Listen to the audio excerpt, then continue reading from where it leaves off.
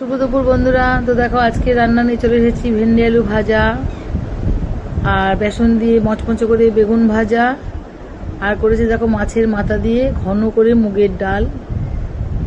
দারুণ সুন্দর করে রান্নাটা করেছি আর অপূর্ব হয়েছে ডালটা। আজকে দেখতেও সুন্দর হয়েছে, খেতেও ভালো হয়েছে। আর তো গরম গরম ভাত তো অবস্থা আছেই, জানোই তোমরা, আর গরম গরম ডিমের অমলেট। তো দেখো আমার কর্তাকে এখন বেড়ে দিচ্ছি সুন্দর করে ভাত বেড়ে দিচ্ছি, গরম গরম ভাত।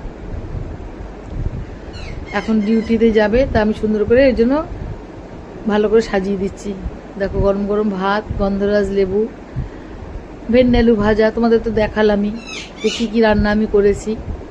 আর তার সাথে বেগুন ভাজা আর ডবল ডিমের অমলেট করেছি, যেটা পুরো গোটা খেতে চায় না, তো অর্ধেক ও নিয়েছে আর অর্ধেক আমি খাবো। আর দেখো মাছের মাথা দিয়ে ঘন করে ডাল।